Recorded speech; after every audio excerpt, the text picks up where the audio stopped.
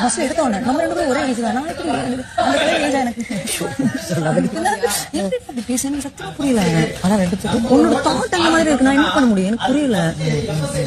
அப்புறம் என்கிட்ட பேசிட்டு என்கிட்ட வந்து டிஸ்குவாலிஃபிகேஷன் சொல்லும்போது உங்களுக்கு பிடிக்கலன்னா நீங்க சொல்லிருக்கீங்க. அங்கேயும் நீங்கிட்ட சண்டை போடுறேன்.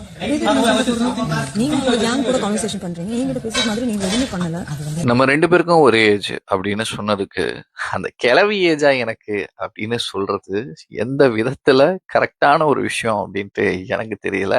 சாண்ட்ரா அவர்கள் தான் வைல்ட் கார்டு கண்டஸ்டண்டா உள்ள வரும்போது சொன்னாங்க, சின்ன பசங்கள்ல இருந்து பெரியவங்க வரைக்கும் இந்த ஷோவை பாக்குறாங்க, பார்த்து நடந்துக்கோங்கப்பா, பார்த்து வார்த்தைகளை விடுங்க அப்படின்ற மாதிரி சொன்னாங்க.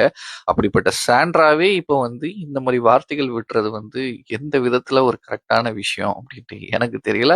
அண்ட் கனி அவர்கள் சொல்லியிருப்பாங்கல்ல, நம்ம 2 பேரும் ஒரே ஏஜ் அப்படின்ட்டு. அந்த ஏஜை வந்து நிஜமாவே எடுத்து பார்க்கும்போது உண்மையாவே இவங்க 2 பேரும் ஒரே ஏஜ் கேட்டகரி தான். இவங்களும் 40+ தான், அவங்களும் 40+ தான். அப்படி இருக்கும்போது கனி சொன்னது ஒன்றும் தவறு கிடையாது. அண்ட் அப்படியே கனி நிஜமாவே வயசானவங்களா இருந்திருந்தாலுமே என்ன தப்பு? அதை பத்தி சொல்றதுல என்ன, அந்த மாதிரி சொல்றதுல என்ன தப்பு? அதுக்குன்னு உட்காந்து கிளவி நம்ம 2 பேருக்கும் ஒரே ஏஜா அப்படின்னு உட்காந்து டிஸ்கஸ் பண்ற வரைக்கும் ஒரு பெரிய விஷயமா இது? ஆனா வெயிட், அவங்க டிஸ்கஸ் பண்ணதுல மெயின் பிளாட்டே இது கிடையாது. ஜஸ்ட் ஒரு சின்ன வார்த்தையில பேச்சுவார்த்தையில சொல்லியிருந்தாங்க. அதை போயிட்டு பார்வதி கிட்ட போயிட்டு உட்காந்து டிஸ்கஸ் பண்ணிட்டு இருக்காங்க. அண்ட் அவங்க சொல்லியிருப்பாங்க அடுத்தது அந்த டாஸ்க்கை பத்தி அந்த ஜட்ஜ்மெண்ட்டை பத்தியும் பேசியிருந்திருப்பாங்க. அதுவுமே எனக்கு கனி சொன்னது கரெக்டா தான் பட்டுச்சு. எஸ், நீங்க வந்து ஒரு ஜட்ஜா இருக்கீங்க, உங்களை வந்து ஜட்ஜ் அப்படின்ற ஒரு பொசிஷன்ல நீங்க இருக்கீங்க.